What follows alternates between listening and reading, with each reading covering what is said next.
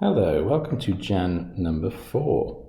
So this is number 1 on binomial expansions, and we've been asked to expand this up to including terms 2x cubed. So we're going to use this version of the formula, and the reason for that is because when we're looking at n being real, that means it could be a negative or a fraction as opposed to a natural number, which is a positive whole number. This time n is 3/4, so we're going to use this formula. Okay? So for part A, it wants us to find the values of p and q, so that's the coefficients of x squared and x cubed. So let's do the expansion. In this expansion, your x term is going to refer to this, so x is technically 12x, and your n is going to refer to this, 3/4.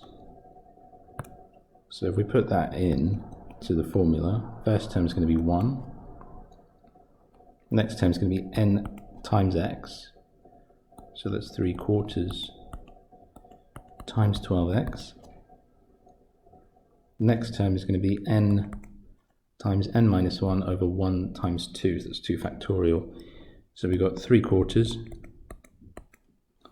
n minus 1 is then minus 1/4, all over 1 times 2, and that's times x squared, which is 12x squared.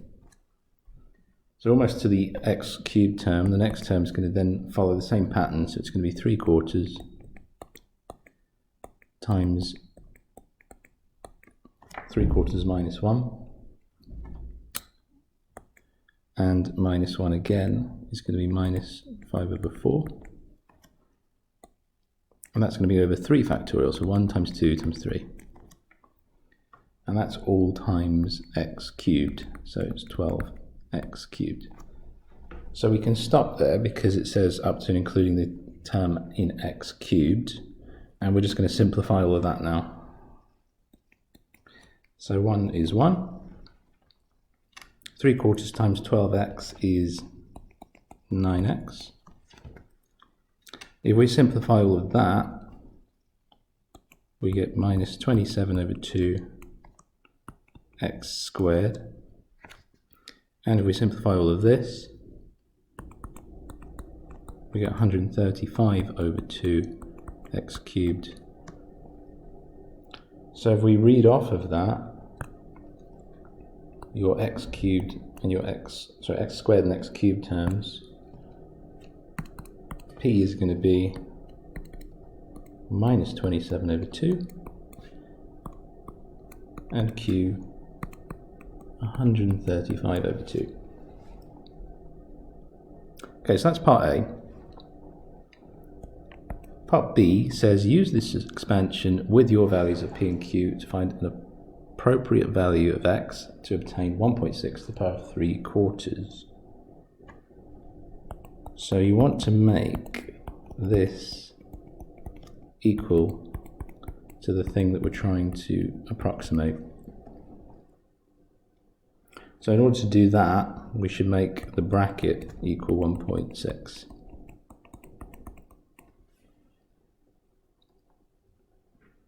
So what that gives you then is 12x equals 0.6. Therefore x is 0.05.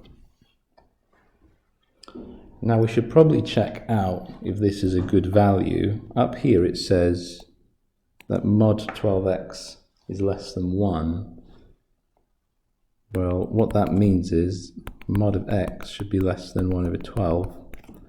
If you put that in your calculator, it's about 0.08, and 0.05 is smaller than that, so that's good. We've got a good value. All we need to do with that now is put it back into your expansion. So an approximate value of this is going to be 1 plus, I'm going to put my new value of x in here, 9 times 0.05 minus, using this term, 27 over 2, 0.05 squared, plus 135 over 2, 0.05 cubed. If you put all that in your calculator, it's probably the easiest way, you'll get an answer like this.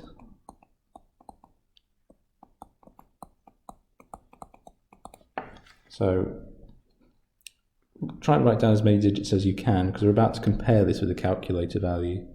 So that's what we should get, and that's part B. And part C says, obtain a value for 1.6 to the power of 3/4 from your calculator and hence make a comment on the accuracy of the estimate. So if you just use your calculator, this is the value that you would get.